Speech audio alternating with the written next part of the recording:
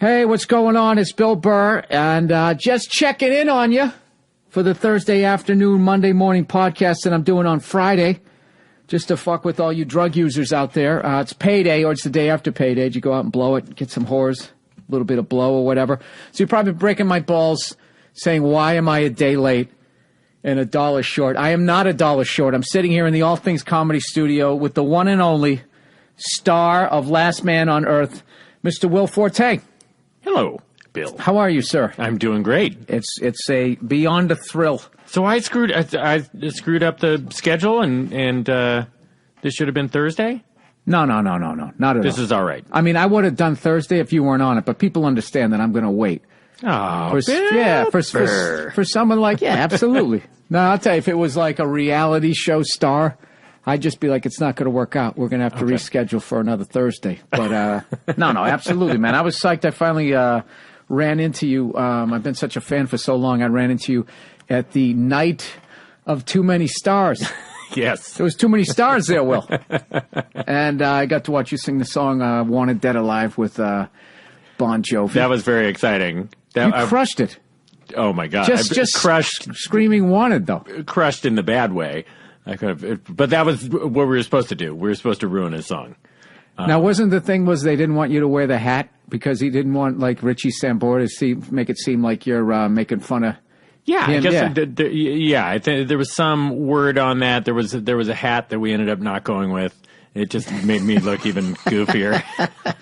Dude, I got to tell you, one of my favorite things about you is your facial expressions. I've never seen like the desperation, like the characters you do, the faces that you make, like MacGruber or on your new hit show there, Last Man Standing, like the looks that you come up with, like it's called The Last Man on Earth, not Last Man Standing. Sorry, Last Man on Earth. You know what I'm thinking? No, my mom does it. My mom does that. Did I say that twice? No. You said it. You said it right once. And Last Man Standing. I mean, as long as you get Last Man, I'm fine. This is why I never have guests. What an asshole! I'm gonna write it down so I don't fuck it up. Last Man. I just wrote Standing and I had to cross it out. But I am basically the Last Man Standing. Well, for the first couple episodes, no spoilers. Yeah. There's gonna be a bunch of spoilers because I love the show and whatever. Shut it off. I don't give a fuck. It's a great show and I want to talk about it because I'm a fan. First of all, how did you come? Thank you, though. The look of desperation that you mentioned is something that I've basically workshopped my whole life because I've basically been a kind of a desperate individual, and it's these looks come very naturally to me. How so desperate? I don't know, just desperate for. I'm a little OCD and a little everything, kind of desperate for. Do you fix the for acceptance? Okay. I would say that's probably I used to have a real hard time like leaving a party unless I knew that I had said goodbye to everybody. It took me forever to, it's like what that were you kind of worried thing. About? I don't know. I didn't want people to be offended that I didn't say goodbye to them or something like that. And then you just learn, oh, that's right. When somebody else leaves without saying bye to me and I'm friends with them, I don't think that our friendship is over. It's all fine. I don't know. So would you find yourself laying in bed at 3 a.m, buzz going, oh fuck, I didn't say goodbye to Mike. Yeah. Yeah. And then I would make a special call the next day. Hey, sorry I didn't get to say bye to you. I'm not joking. Where do you think that came from? I don't know. Probably my mom, who's a very, very nice person, and my sister. Yeah, and you seem really like down to earth. How the hell did you end up in this fucked up business? You just seem like you're just like me. I met you within 2 seconds. I'm like, this guy's a sweetheart. Oh, look at you. You're blushing. Well, I don't know. It's weird because there are a couple ways into it, and a lot of the popular theory is that people work out their aggression and their horrible childhoods up on stage and stuff. And mine was a different. I mean, we all got problems, but mine. I had a supportive family. I had a great upbringing. Was Orville a tough name growing up? But I always went by Will. Oh, you did? Well, that's not true. I went by Billy for like 5 years, and then I got teased because of Billie Jean King, and so I said I changed it. I came home one day and just changed it to Will. Why Billie Jean King? Were you playing tennis at the time? No, but just like, she was very popular back then. I'm 44, so I was, right. It was probably 1975, and she was at the height of her tennis powers. Wait, so you were born in 1970, by 75, so you're 5 years old, and the kids in your grade are like up on the women's movement? It was a big tennis community. Yeah. This is Northern California. Oh, all right. It was, So did you made a conscious choice to switch from Billy to Will? Yes. Because they were calling you Billie Jean King. Yeah. It has nothing, yeah. That was it. It's not All right. It's a fact. It's not a great story. It's just a fact. Okay. I was just I find it bizarre that kids at 5 years of age knew who the hell she was. Did you hear that shit? Did you hear that shit was rigged? What was rigged? I think literally Bobby Riggs. The Bobby Riggs. Oh, the guy's last name was Riggs. An unintentional pun, or was it a pun? I don't know what it was, but I'm sure somebody's cringing. But like, he wasn't like, he could have kicked her ass, and he didn't. He like bet on her. Are you serious? Well, I mean, this could be like people who hate women so much are actually creating this theory on the internet, or it actually happened. I hope it happened not out of some slamming women shit, just out of some degenerate gambler kind of thing. Like if he was like in deep and they were going to break his legs or something like that. And I'll tell you something right now, whatever the fuck his name is, Bobby, you got to lose. You got to lose to Billy. Oh, this is fucking, we're going to kill you or something. I don't know. I think she might have beat him fair and square. She was pretty damn good. I mean, the guy was like 60. I was named after her for like 5 years, so I got to stick up for her. No, for that section. She should have destroyed him. That thing actually bugged me. I hate how women thought that was like a victory. It's like, what, you beat an old man? You had the champion of your sex playing this old man. I mean, at some point, right? Bill, I'm staying out of this one. This is between you and your God. All right. Northern California, you guys are, I guess, really nice people. So, anyway, it is. I will say that a lot of really nice people up there. It's no meth, no heroin. There's probably like, it's creeping in everywhere. What about, I didn't see a lot of it. I didn't see a lot of meth and heroin. Am I crazy? Was meth and heroin, was that just kind of... Heroin was over and meth wasn't around when we were kids. Yeah. I think I'm actually going to be doing a gig in Eureka, California. Oh, really? Up, and that's way north, right? I was excited about that. And then somebody, I don't know if they just... you never know with the internet. Like, they just sit there and they just constantly just go the negative route on everything. But they were saying that it was a little shady. I'm like, how could that place be shady? It's nestled up there in the redwood forest. Like, I would think people would just be, I don't know, leaving pies on the windowsill. Like, well, I mean, Albuquerque, that was where we made MacGruber, and that's obviously where Breaking Bad was set, and so there's presumably a huge meth situation up there, and there are a lot of great things about Albuquerque. So I think you're going to find some very, very big positives in Eureka.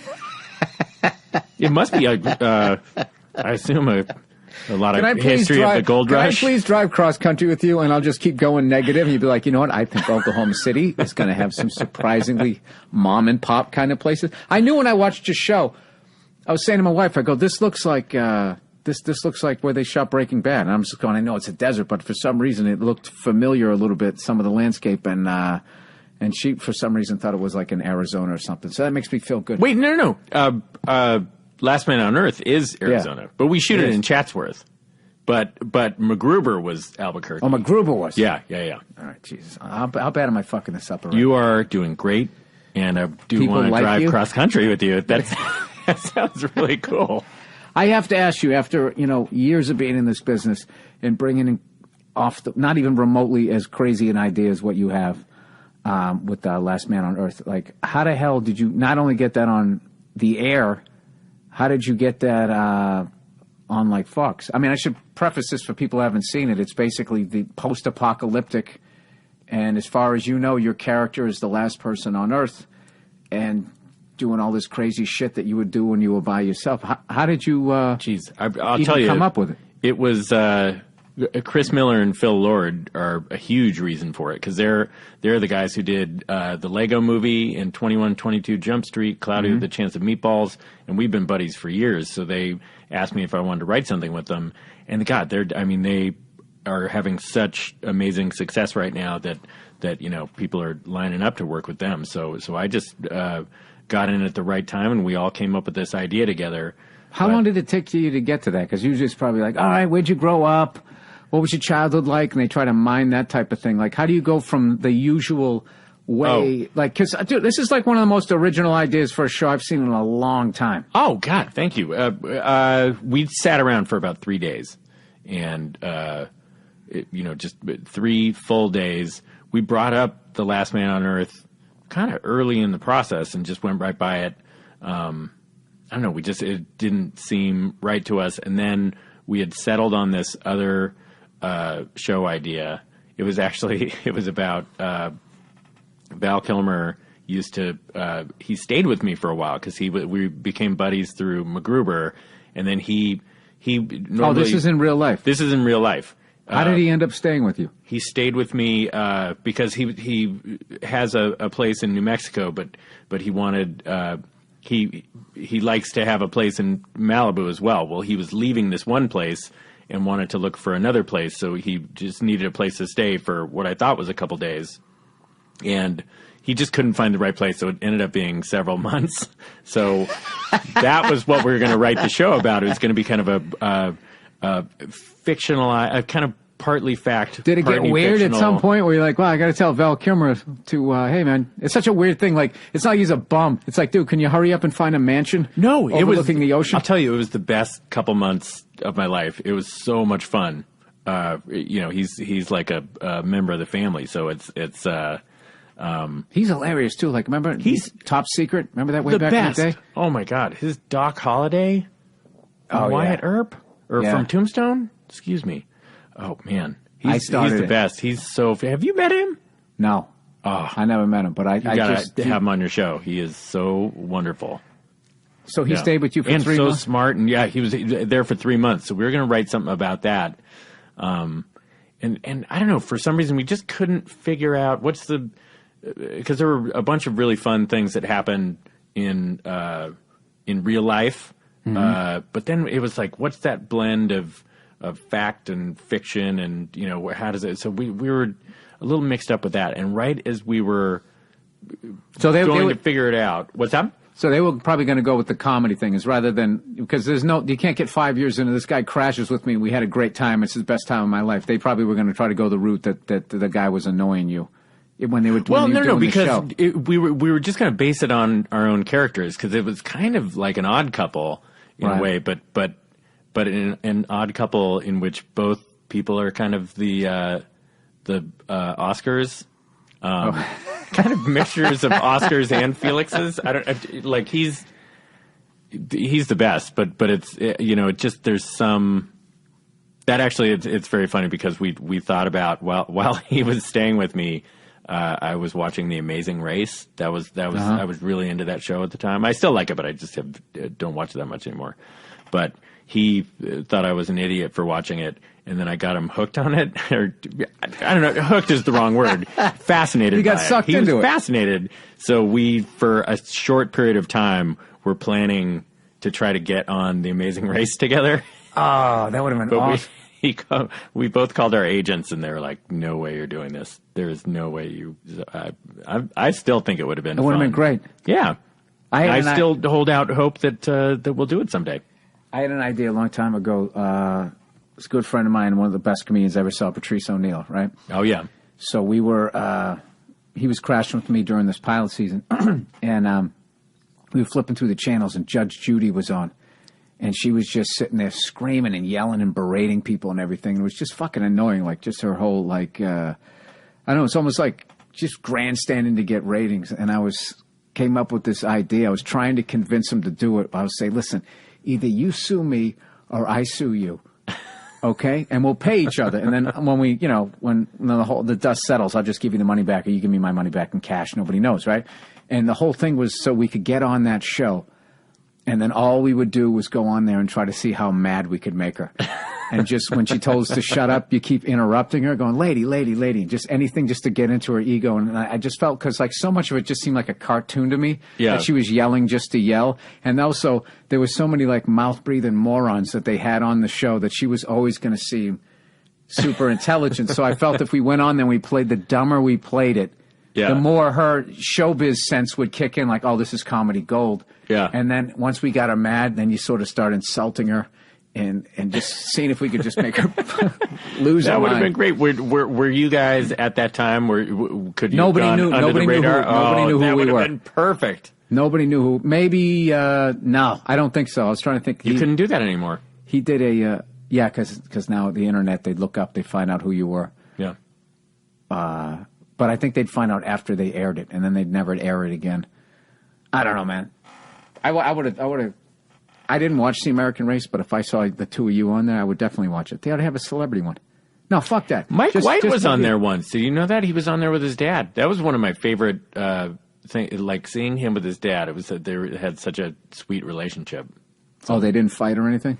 They didn't really. They were very supportive of each other, and Mike was, because his God, I don't remember everything, but I remember his dad was not as fast as him, but Mike was incredibly patient, and they were great. It was just so much fun watching them, and I thought, God, I want to go on The Amazing Race with my dad or Val Kilmer. Let me ask you this: with your nice, laid-back vibe, how did you first react to New York when you went to New York during your? Did you go to New York first and then get on SNL, or did you have like other gigs brought you there? I went there for SNL, but it wasn't my first time I was there. I wrote for Letterman for about 9 months in 97, 98. It was my first job ever was the Jenny McCarthy sketch show on MTV, and then I got a chance to write at Letterman right after that job. And it was terrifying. Like Letterman's my, him. Oh yeah, that Steve Martin. That guy still has like a SNL scary vibe. Those are, the Peter Sellers. Those are my four, God, Monty Python. But like Letterman is one of my one of the things that really shaped my comedy, and so to work at that show was really crazy, but terrifying, and I sucked at it. I was not good. Oh, you did? What were you doing, monologues, or you were writing sketch pieces? I was doing sketch pieces and writing top tens and stuff like that. And it was such an honor to be there. But like I wish that I had a little more experience before I went there. And it was so tough because then these guys, I was probably 27 at the time. Yeah. And then the guys who came in right after me were coming straight from college. I think they were 22, and they were doing amazingly well there, and it was super easy for them, their first job out of school. And they were the guys who went on to create How I Met Your Mother. Carter some Bays people and Craig Thomas. people just they're born with that gift to be. I can't. I suck at that. I tried writing for the ESPYs a couple of years in a row, and I just never wrote like that. Did you have to do the patter stuff? I think when they go up to the to announce awards. No, you got to. Oh, that's the worst. Louis C.K. talked about that on Opie and Anthony, was saying that, like, what the patter that they come up with, believe it or not, that's the best you can do. You write them something cute, you do it, you get in, you get out, and that's it. I never had to do that. I had to do, like, monologue jokes, but, like, I just never had written from that, like, okay, Bill, we need some volleyball jokes. And you're just sitting there going, all right, volleyball. And you're just staring at that blank page. I just felt like I was back in high school again. It's just, I've just always written it from like, oh, that bugs me. I'm going to talk about that. But now all of a sudden you're like writing for somebody else, or like, it's a good joke, but it's not really in his style. Yeah. It's too mean-spirited. I got a lot of that. And like, it was still a great experience, but just trying to do, like, I had already respected writers, but to actually have had a couple of those jobs. It was. I quickly realized I was like, this is not for me. Yeah, this is not something. When you get an idea, do you write it down on, like, I used to have these notepads, and how do you remember your ideas? That's how ideas. That's how I used to do it. I used to back in the day. I was working in a dental office with my dad, and these little manila envelopes that you'd put the X-rays in. After I take an X-ray, pour up a model of some shit, right? And I used to just write them down. I used to write, but I would be writing out the whole idea. Yeah. And hoping that, didn't want to lose any of it. Yeah. And then I tried to transfer it to a notebook, and then it just became those little manila things. Then it just became like one word. And now it's just like, occasionally I'll type it into my phone. Yeah. But I kind of just, I don't know. I just see something, I go, I'm talking about that. And then if I remember, I go on stage and I talk about it. And if I forget, oh my God, I let it go. I want to look at I think I have like a little section in my phone. Oh, I got all kinds of shit in here. Let me see what you got. Okay. No, I think Did you just write? You just write one word? No, I wrote bad jokes. These are. I wanted to remember bad jokes. These are so. Oh my God.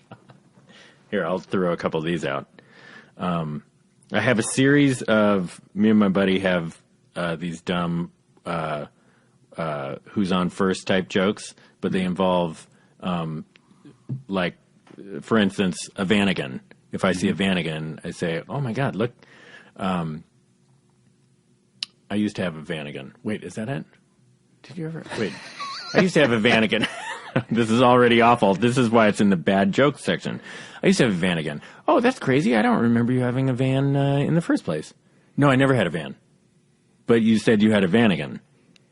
No, yes. But you never had a van in the first place?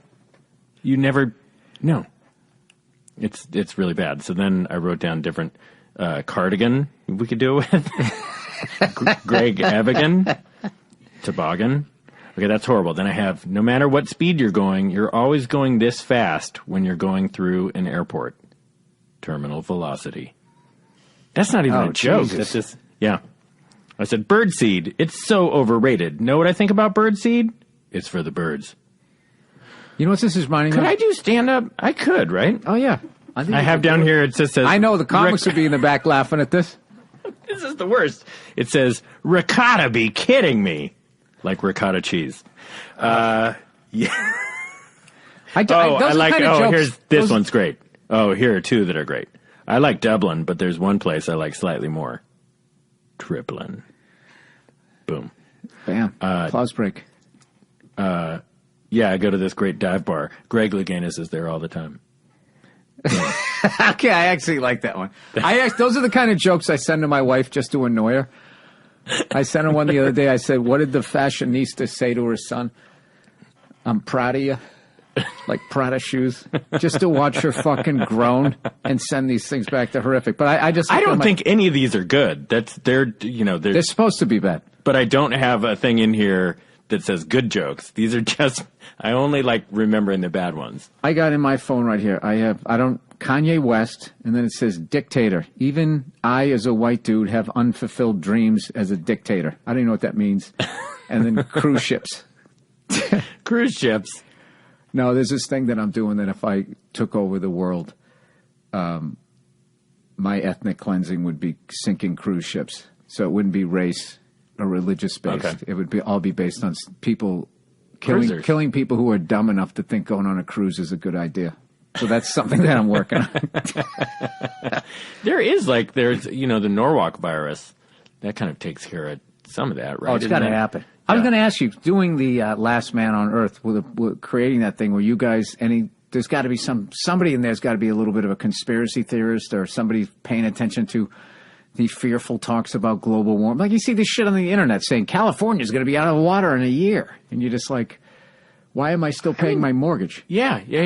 I get terrified by that stuff. The new one, I've always been scared of earthquakes, but the one that I keep hearing about is like super volcano stuff.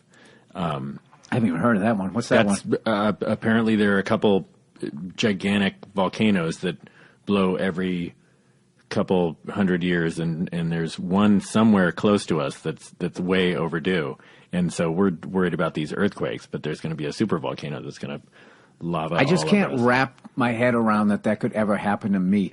I just feel like you're going to be in France at the time. I know you're going to be in France. You're going to be safe. Why? Because I just know you're going to survive this. How do you know I'm going to be in France? Because I just have this feeling. I have The Shining. I'll tell you how fucked up that is. I was actually talking to my wife about an exit strategy out of this business because nobody seems to ever work on it. Yeah. Like, how are you going to get out of it gracefully? Yeah. How are you going to walk away? Like the way Seinfeld did. I'm not saying he's out of the business, but the way he had that great show, it fucking killed. And like, hey, what do you do now? What do you do now? I said, yeah, I don't know. Maybe do some stand-up. Yeah. And he just chilled until he came up with the next idea, the comedians in cars, things like, or like Johnny Carson or Flip Wilson. You get your money. Like, that's the hardcore one. Or Marvin Hagler. Yeah. You know, really? I didn't beat Sugar Ray Leonard? Go fuck yourselves. And he moves to Italy and starts making like MacGruber-type movies over there. So I was thinking, I'm 23 years in. I'm 46, going to be 47. In another 23 years, I'll be 69, 70. I'm thinking that's a good, possibly, time to just walk. At 70? And 70. I either walk and it's either I'm going to buy a place in Paris, sell all my shit, live there and finally become bilingual right before I croak, or Alabama. I'm not joking either. Why Alabama? I like it there. I actually love the South. I like Wyoming. All those fucking states everybody shits on. I love them. No, those oh my God. You know, I've just the never... Rust Belt. I love all of those places. That's not true. I drove through Alabama, but it was late at night. I was driving from New Orleans into Texas, and so I don't know Alabama too well. But God, I love Florida. I love New Orleans. No, I was going from New Orleans. Excuse me, from Florida to New Orleans. Yeah, sorry. I didn't want to be the road comic. No, I figured it out though. Absolutely. Actually, you would not go through Alabama. Well, I'm sorry, Bill. I'm sorry. Where in Alabama do you think you would wind up? Like Tuscaloosa, college. Yeah, I would definitely. That's where Alabama is, right? Yeah, that's where. Okay. I would make a decision if I was going to be an Auburn or an Alabama fan. And at this point, just because I've been into LSU, like I just got into them, you know, watching the crazy coach there. It's just so much fun rooting against Alabama. And also, like, I mean, people know I'm fucking around, but like I have like this just based on nothing, like sort of phony hatred for Alabama. I don't like the Crimson Tide. So whenever they have a big game, I always write Alabama, the dream ends tonight, because like their dreams always win the championship. It's just stupid, and then it really annoys people. So I think I would go. Maybe I'd be an Auburn fan, but I would have to live up in Crimson Tide country, because it'd be no fun to be an Auburn fan around a bunch of Auburn fans. This is the stand-up comic in me. Like, where's the fun in that? Let's go annoy people.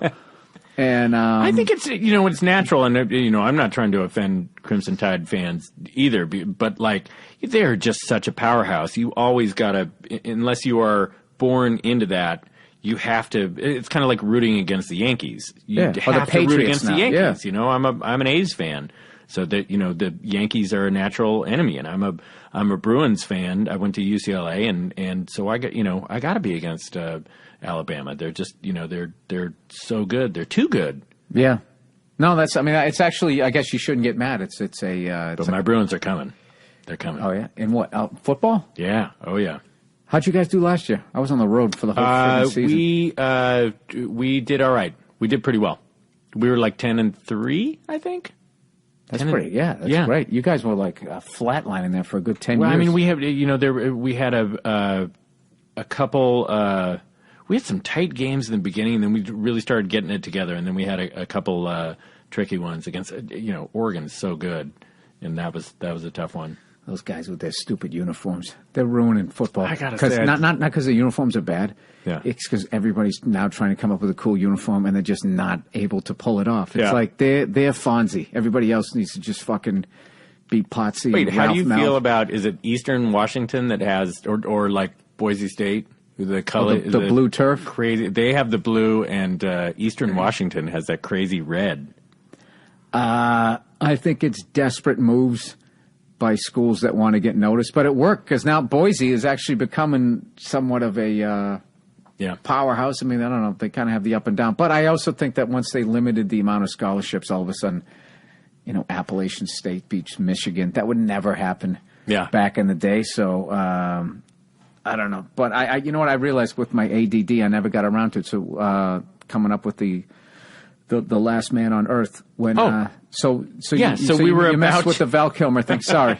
Oh my God, no, that's a good memory right there. No, you know what it is? It's I read all the tweets when people shit on me, so I have their criticisms like in my head. They're not necessarily bad. They're like, dude, he was fucking about ready to say the thing, and then you interrupted. So no, this is the most boring part of it. We just had all these lingering questions, and we were about to go, and then I would be left to kind of figure out a route to this Val and Will show, and then we just on the way out Chris Miller's getting his jacket on, and then I just said, let's look at this Last Man on Earth thing one more time. And a tiny adjustment was made, and it just all started pouring out. So it was, we got really excited about it. We never thought that it would be a show for Fox. It definitely, as we were thinking it up, it seemed like it was way more of a cable type tone. Yeah, AMC, FX, FXX, or whatever they got now. So we pitched it to a bunch of people, half of them cable, half of them network, and we really were just doing what was the response? The network pitches as a courtesy, because we thought never would any of them be interested. The response was very good. It was we had a lot of opportunities, but you go in there and you're partnered up with the studio, which was 20th, and they kind of help you decide where to do it, and they Fox was very interested, and they have a lot of history, 20th and Fox, obviously. So it was decided that was where we'd try to do it. And I got to be honest, I was a little nervous at first because, I like to swear and I like dirty situations. I was going to say, like, when you guys were pitching that, did you guys pitch the margarita pool and the toilet pool?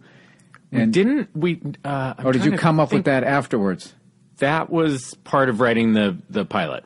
That was part of writing the pilot. That it was basically just the storyline of this guy's all alone, doesn't know what to do, and eventually all he's hoping for is to see any other human, and then finally another human comes into the picture, and they just don't get along at all. And you finally meet a woman, you think, and then it just becomes this.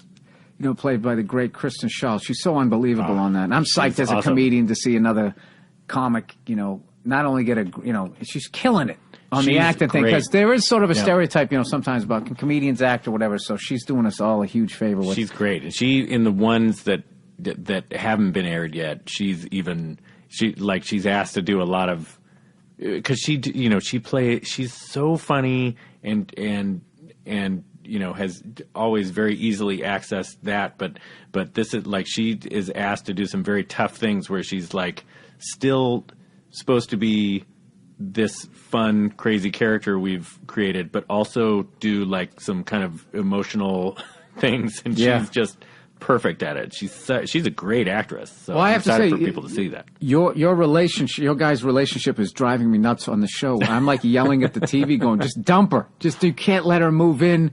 And I'm just watching you getting sucked into this relationship, and like I would just be like, it's better off to be alone. There's got to be somebody else out there, and like, who gives a shit if she moves in with you? Just go steal another house down the street. Just grab your shit and go down there. And I can't tell you enough about that. I just love like all this shit you were doing when you were by yourself, like driving your truck into stuff and bowling balls into fish tanks. It's just like, I mean, I would do that, but I also I would do that too. That's, we would just think up things that we would actually do ourselves. Yeah, find a fireworks store and just come up with, you turn into like an 8-year-old. Yeah. But what I liked with what's her the Carol character, Kristen Schaal's character, how she still had morals. So as annoying and nagging as she is, like there's something that you still have at the core of her. She's like a really good person. Oh yeah, she's great. She's that's the thing, is that because I'm the last man on earth and we have to start on me, we have to kind of create this sympathetic character. But as the show goes on, you realize like she's the real good person here, and right. Like, and so your allegiances are constantly shifting. So we're trying to, to walk that tightrope, and I don't know if I've gotten too far away from it because we don't want people to hate me forever. But your character's hilarious. You had your morals is when you didn't leave Todd in the desert, which was one of the way you guys shot that, where you like. I'm not going to try to get away with whatever you trick. Oh, no. We've already shown it. If people haven't seen it, they shame on you. You should have seen it. You got to stay up to date, or you're going to get spoilers released. Exactly. But how you just drop him off. And I just love the look on his face where he's such a good guy. It doesn't register that you would leave him out there. And he's in his size, his weight, middle of nowhere, like 3-hour drive, he's going to die. and you're just driving away, and then you have to screaming like, I can't do this. This is morally wrong. You keep backing up and then going, no, fuck it. I'm totally butchering this. The way you guys shot that thing. Oh my God, that was Peter Atencio, the guy who directs all the Key and Peele stuff. He did that episode. Oh wow, He's so good. Do you know him? You would like him. You would like him. I don't know if I ever met him. I'm the worst, dude. Like I act when they let me. So a couple times a year I'll get a gig and I'll meet all these cool people, and then I'm just back out on the road doing my stupid little act. How many days would you say you're on the road? Not enough. No, none. I love it. I absolutely fucking love it. I love being a comic. So I don't know. At least half the year. Maybe not. No. Maybe not as not. But it's not bad. I mean, every other week I work. I mean, that's a joke compared to back in the day when I had a job and I had to be there every fucking Monday through Friday. Yeah. And it's just like, I mean, no wonder people like there's the only reason for me to become an alcoholic is just the downtime, just out of boredom, which is a pathetic reason. We got to keep you busy. It's a pathetic reason to be an alcoholic, but like anybody who's in the working world, I totody get it. Yeah. It's just the buildup, the bullshit. I used to be a smoker, and that was it was the same deal. It was like it would either be when I'm really, really stressed, I would smoke, or when I'm just really bored. So I just had to be kind of busy but unstressed to not smoke. No, I just remember by like Tuesday. I always thought Tuesday dragged worse than Monday. Monday, it was just, you were so bleary-eyed from the weekend before you knew it, the roach coat showed up or it was lunchtime. But like Tuesday was just like, that's when reality set in. You didn't drink the night before. You're fucking sober, and you're just sitting there going, oh my, this is it. This is where I'm working. You're tired from Monday, but you still have enough of the rest of the week that it sucks. You're not like, once you get to Wednesday, it's like, okay, only 2 more days. It's close Tuesday to the and weekend. Wednesday were the worst for me, and then Thursday you got your check and you got hope. It was the first time you had hope. And then Friday felt like the last day of school. And, then I just remember like literally running out of, I worked in this warehouse, which was a great job, unloading trucks and shit. But I just remember running out of there and just, I don't know. The weekend would go by in 2 seconds. By Monday, I was fucking broke. I had like I had no overhead or anything. And I would come in, I would just be absolutely broke. And so Monday, though, I would make the people laugh telling my stories from the weekend. That's how I'd get to lunch. And then I just limp through. But then Tuesday, Wednesday would just fucking kill me. So whatever. I'm just getting back to the point. If you have a drinking problem and you actually have a job, I completely understand it. Advocating alcoholism. So I don't have a drinking problem. I drink, I fall down. I drink, I get drunk, I fall down. Not a problem. No problem. There you go. I'm going to write that in my phone. There you go. You should put that on a T-shirt. Hey, if you are into booze, there's a really good whiskey somebody turned me on to called Alibi. Have you tried it? I've never tried it. Oh, my God. I'm a whiskey person, whiskey and bourbon, but not Scotch. It's not Scotch whiskey, right? I don't even know. All I know is a couple of ice cubes. It's Alibi sounds like it wouldn't be Scotch. Alibi sounds like it's a whiskey, the kind but of stuff I like. It's the perfect. Yeah. If you just want to have a couple before you go to bed, it's like $30 for a bottle.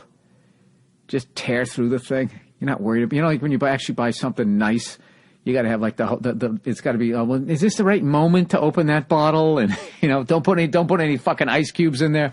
This is just, I don't know. Everybody's drinking Makers. Everybody drinks Jack or whatever. It was just something different. Somebody got me, and I got a tour coming up, going through the South with some buddies of mine, and we're going to be on a bus, and I'm going to think of stocking it up. And, here we go. I'm going to whore myself out. If the makers of Alibi would like to send us some whiskey, we'll talk about it on all our podcasts. There we go. That'll be like the end of me. So, all right. I'm jumping all over the place. I got to go MacGruber here. Okay. One of the funniest fucking movies of the last 4 or 5 years. Absolutely loved it. Paul Verzi, the buddy of mine who headliner, but every once in a while come around and open for me. He's the one who told me. He said, dude, he goes, you got to see this movie. He went to go see it with his 2 brothers, and he said he was like punching one of them and fucking grabbing the other one just watching it. And that's so cool. Oh my God, dude. I was watching clips of it this morning. I finally, I was so busy I had to refresh my memory and all that stuff because I forget movies the second I saw them. It's just like I don't know. I'm going to ruin this movie too, but just how you put together the whole. What it is, I grew up on those movies, and they weren't trying to be funny. No, they were serious. Roughly the same age, and the movies that we were like, this was our love letter to those movies that are the same movies that I watched. Uncommon Valor, right?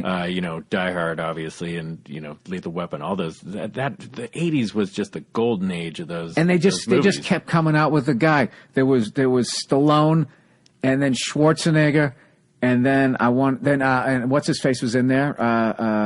Mel Gibson. Mel Gibson was in there. What's this guy? The guy with the red beard. Chuck Norris. Oh, Chuck Norris. The guy with the red beard.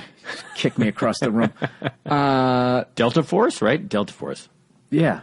That was his, the right? Missing in Action trilogy. Yeah. With Tex Cobb. I watched all of those. Then there was Jean-Claude Van Damme, and before him, was he before Steven Seagal? Steven Seagal. I always have the two of those guys lumped together. No disrespect. Do you know Judah Friedlander? Oh yeah, yeah. Judah will break down all of those movies, and he'll have you wanting to go. I remember one time I was going, what was that one way he was? They kept breaking everybody's arms and stuff like that. And he's just like, Marked for Death. He's like, great movie. I go, what was that one about? He goes, that was basically Steven Seagal beats up Jamaica.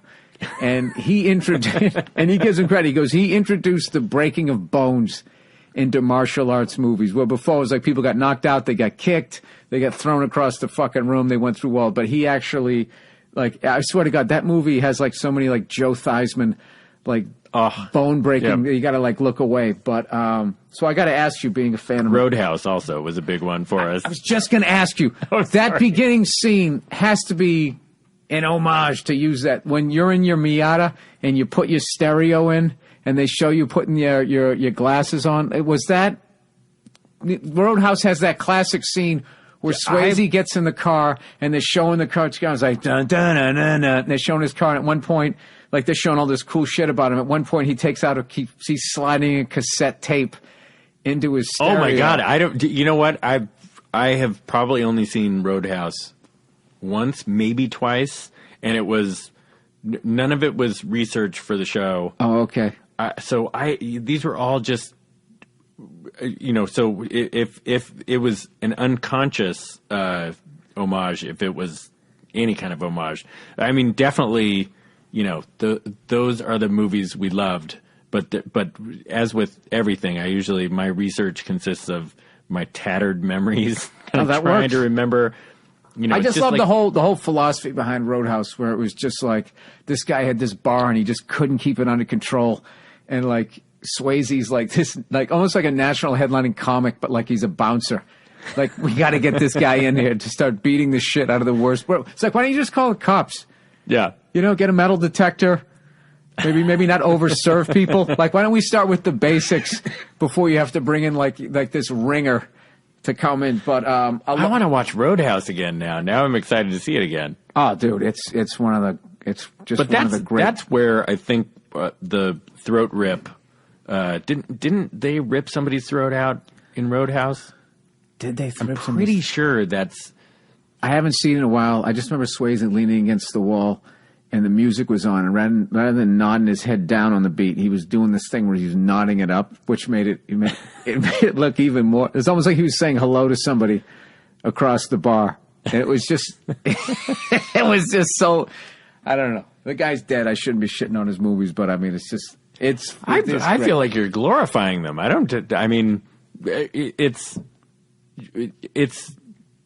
I love that movie. We went too far in the other direction, though, because now I feel like every guy in so many of those movies, he doesn't know how to express himself. He's awkward. He's got his hoodie up. And I just, the whole, my wife calls it the man boy. The guy who's 35 but acts like he's on like a first date, like that whole thing. Yeah. I just feel like that was sort of that's the price we're paying for all of those, missing in action movies. Like, now it's going to go completely the other direction. Yeah. So I'm trying to think how the hell they're going to mock those, like the next generation of people mocking like those types of movies that everybody grew up on. But I asked people on Twitter to send me some questions for you, and one of the overwhelming ones was, is there going to be the MacGruber Part 2? Well, that's the plan. We've written about 2/3 of an outline. Oh my God.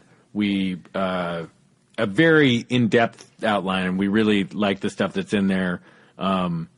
We have to figure out it's more just scheduling stuff. Like we've been working on The Last Man on Earth. Me and John Solomon are two of the trio, and then Jorma Taccone, he's working on a movie right now. So it'll be a while. We're going to try to start writing. How long does it take you in to a week or something? How long does it take to shoot?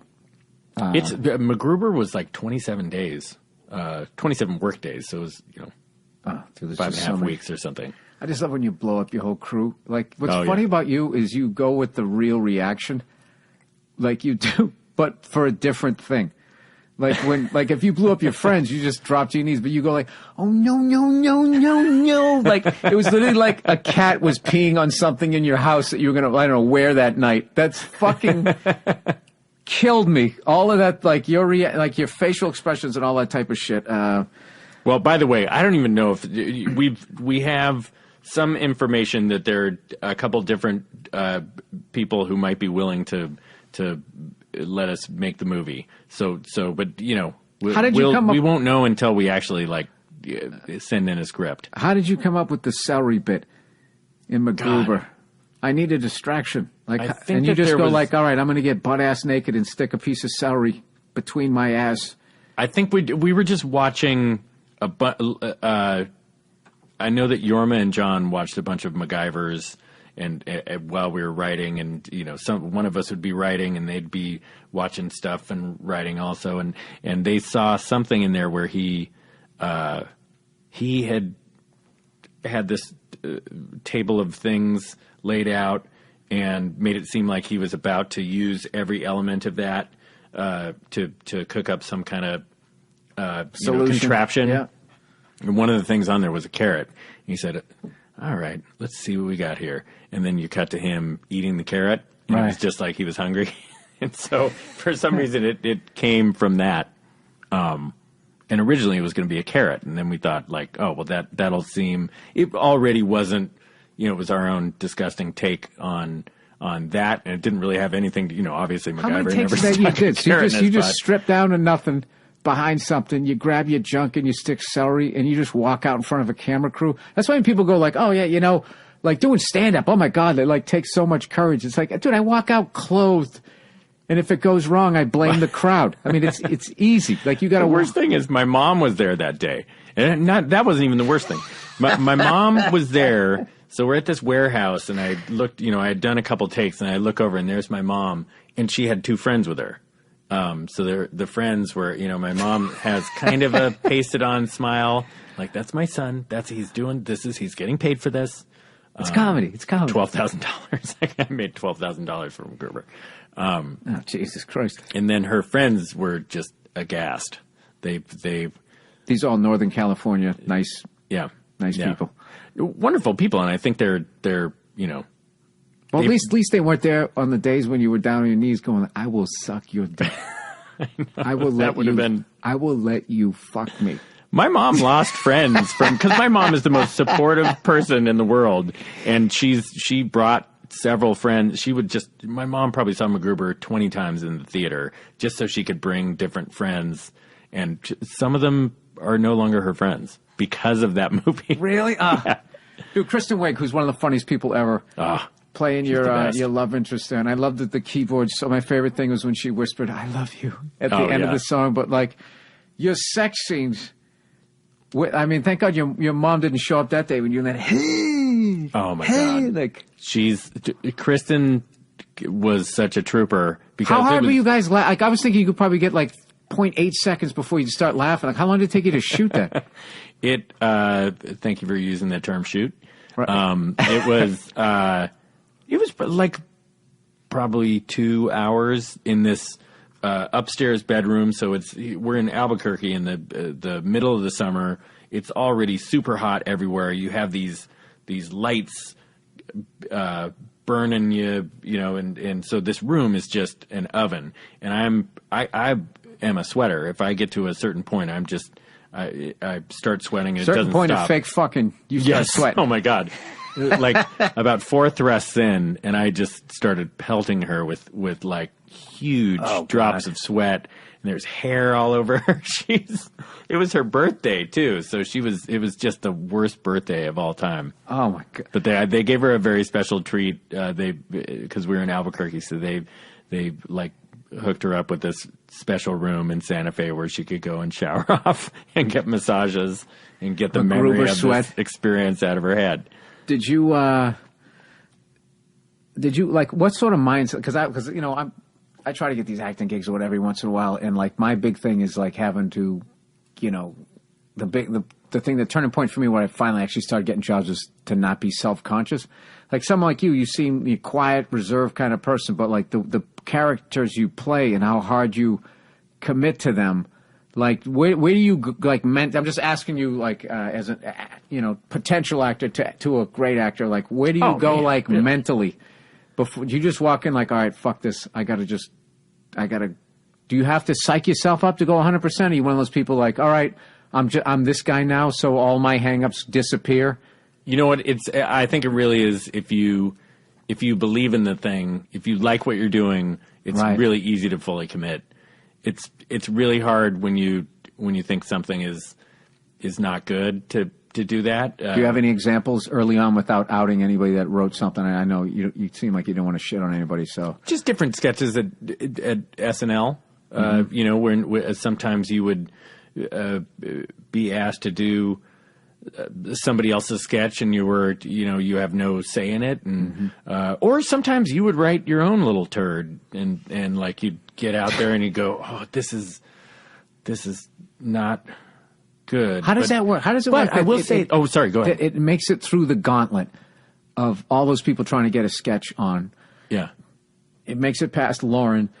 It makes it past, they do like a little run through, right? Everybody's thinking it's funny. Now when it goes out there and it just dies, is it? Well, I mean, it's the funny thing is like you like at the Groundlings, we do shows that are or I'm not there anymore, but when you sign up to do a show, you're doing the same show for about 3 months. You know, you have this process where you're getting the show together, and once you lock in the show, it's the same show, you know, four nights, you know, one show on Friday, 2 shows Saturday night. That same show for 3 months. And there are nights when everything kills, and there are nights that stuff just totally falls flat. So you just realize, oh, geez, it's the audience. It can be anything. So at SNL, you're just, you know, some nights it's definitely the material. Some nights you just have an audience that might be slightly older or slightly younger. Right. Or, you know, you never know. So sometimes you get really lucky and sometimes you get really unlucky. Most of the time, you know, the stuff will get the shake that it deserves, but not always. And what was your game plan? If you're doing if you're on live television, you're doing a sketch and it bombs. It's starting to bomb. Starting to bomb. You feel it bombing. And then do you have like a thing where you're like, you know, whatever, plow through this thing, or I'm going to commit even harder, or I'm going to try to make the other person in the scene laugh, or just some way to try to pull some sort of victory out of it? Or do you just try to get through it and pretend it never happened? I'm pretty good about maintaining the level of commitment. I'll never try to laugh. That's a little bit of a cheat. Yeah, I never saw you break character. Yeah, I mean, I kind of go into hyper focus. It's not even that I don't like. Sometimes I think stuff's really funny, and I just am concentrating on not screwing up. But like Bill Hader and I did this sketch with Josh Brolin called Fart Face, and he just talked about it on Letterman. See, I'm already into it. I wish you were in the audience that night because people hated it. I mean, it was. How can you hate Fart Face? I know, right? And it wasn't just that. It's not like it wasn't gratuitous use of the. It was semi-gratuitous use of the term fart face, but it was a business setting, and these two very committed. This emotional scene between two guys. One of them's calling the other person a fart face, and it's hard to describe. Right. We did it at the dress rehearsal show to complete silence. It was almost so silent that it was a vacuum. We almost opened up some kind of porthole. Yeah.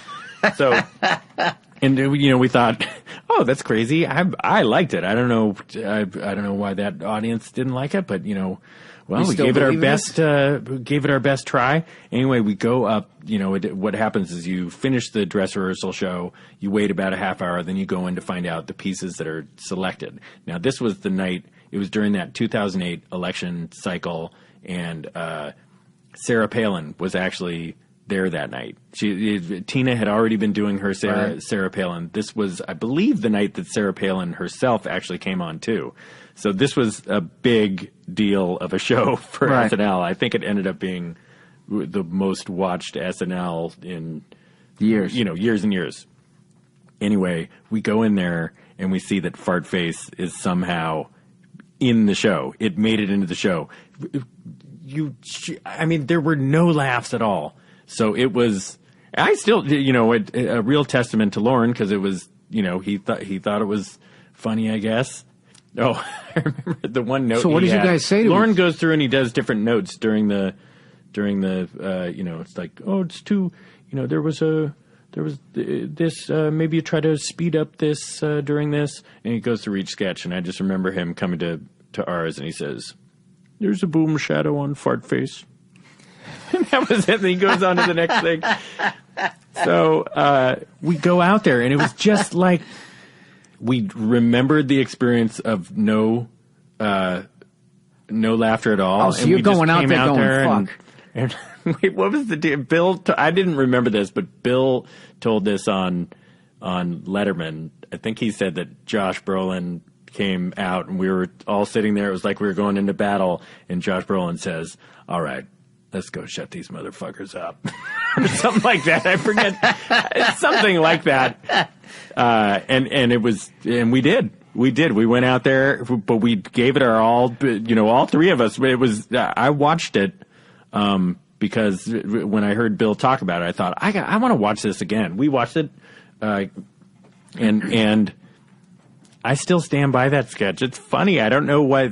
I don't know. We really committed to it. It's stupid for sure. Right. But I don't know. Some things There's no way if I went out there, if I was with two other people and I'm doing something like Fart Face and it's bombing, I think I would start laughing. I would, not laughing, like it would just make me want to commit harder to it. And maybe stress Fart Face or make a weird face at somebody, just something like, I got this weird thing where I kind of enjoy bombing a little bit. Yeah. Not if I'm really if I really believe in something, if I really think a joke's good and they're not laughing, then that gets frustrating. But if I still know I'm being funny, but it's bombing, that's one of my favorite things. I did a run through one time for this, yet another failed pilot. And they said they wanted something edgy, so we went super edgy, and I guess it was way beyond what the fuck they thought it was going to be. And so we start doing the run-through in front of the network guys. They come in, it feels like the AC's been fucking turned down even lower. And they come in, and just the first thing dies, the second thing dies, the next thing, and all of a sudden, these actors I'm working with got these looks on their faces, and then that became my motivation. That became my entertainment, was doing the scene and then passing other actors, and they were shooting me looks like going, oh my God, this is bombing. And it just became my entertainment. It was one of my favorite run-throughs I ever did. Dude, when I tell you from the beginning to the end, it was 22 minutes of silence. The thing started off. I've been there. Yeah, it started off with, why am I telling this? You don't know what it is. It started off with the guy playing my friend. A homeless guy comes up to us, who they later said was way too homeless looking, way too dirty, way too filthy. He asked for money. And I'm the liberal, so I go to dig in my pocket to do it, to give him the money. And my brother, who's in a wheelchair, grabs a scoop of ice cream, calls him a scumbag, and flips it in his face. And it totally cut his beard and ended up in his hair. And I remember hearing an audible gasp from the network. They're oh, it was horrible. And it just immediately became, I was like, uh-oh, here we go. We got one more scene. If we don't get him in the next scene, this is a runaway train. And dude, we fucking bombed so bad. And I remember afterwards drinking with this guy, and we were both back at the hotel just laughing going, I'm getting fired. No, I'm getting fired or whatever. And I don't know. What stage was that? Was that like the early run through of the show, or was that the final? No. This was. We were getting ready to shoot the pilot. Okay. And we were coming up on it, and I forget the name of the director, but he was rehearsing the hell out of it. So we were all like, I remember the night when we shot it. Yeah. They toned everything down, but like. This guy like rehearsed this so much, I was like, this is like maniacal, man. This is crazy. But I just remember the night when we finally went to shoot it, there was only a couple of pickups. So I totally understood the method of his madness. I just needed to do one episode with him. Yeah. Unfortunately, that was the last one because he was a great director. But at that point, it was just the run through. So we're already in there. There's nobody in the bleachers. There's no audience. There's no nothing. Yeah. And what's funny is they did the first scene, and usually the writers will sort of laugh along and try to prime. Oh yeah, to get the pump going. There are some people who are writers who basically are only hired because they're good laughers. Yeah, during run-throughs. Yeah, just to get people going. But I think when they audibly gasped and it bombed, and then it was just the sound of shoes walking on the floor over to the fake living room to like do the next thing. I think everybody was like, oh my God, you just felt it in the air. And I think even the writers claimed they probably wanted to walk out. It was, it's just the weirdest thing ever. It was one of my favorite things I ever got to be in. Yeah. That 22 minutes of it's just absolute utter. If you're going to bomb, I can't even remember hard, in the end. I can't even remember in the end if there was even any clapping. I just remember this one actress face who was playing the mom.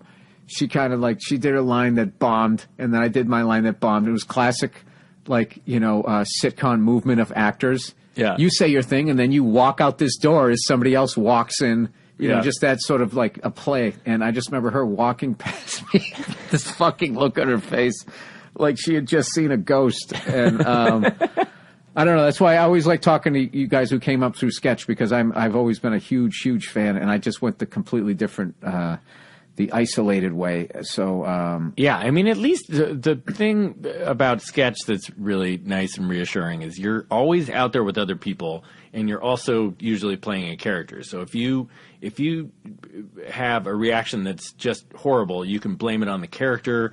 You don't have to blame it on yourself, which is what's really tough about how you do it is like when you bomb, it's, Bill Burr is bombing. They're not liking. But the thing is, the thing is, you don't bomb. But I do, and I did for a long time. As you bomb, though, you have the option to just pull the ripcord and go into something else.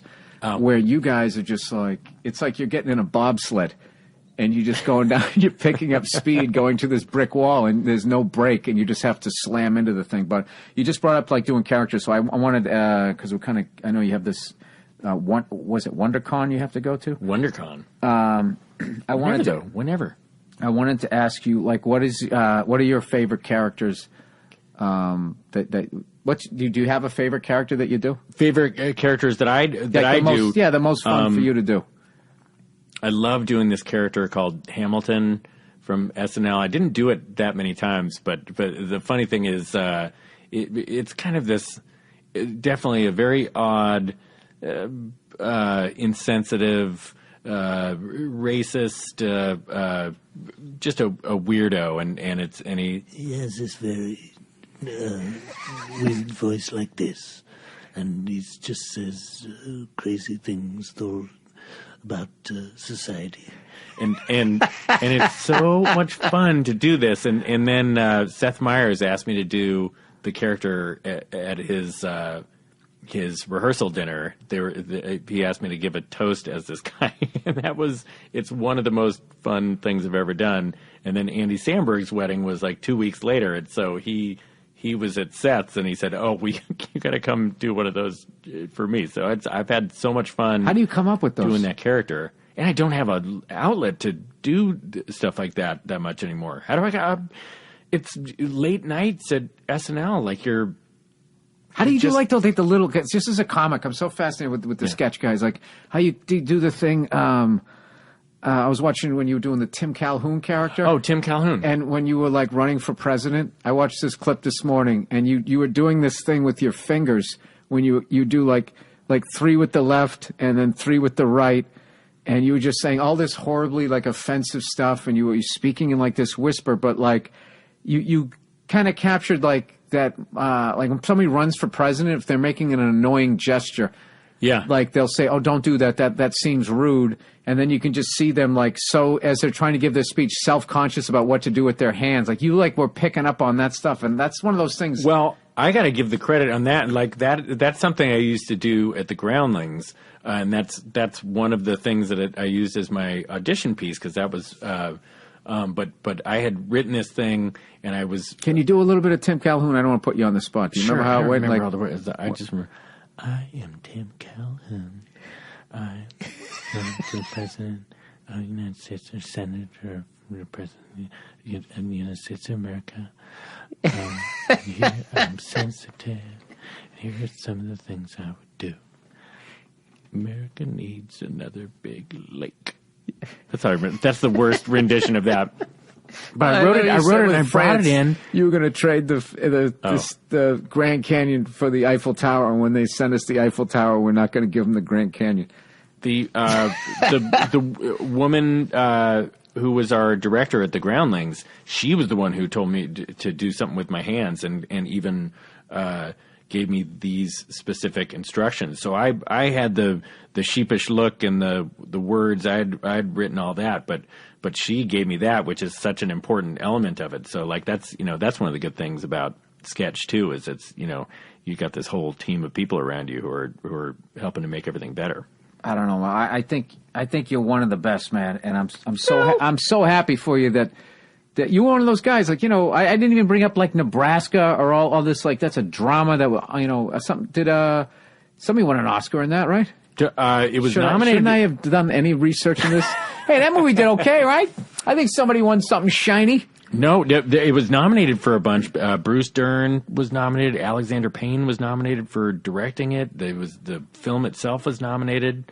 June Squibb was nominated for supporting actress.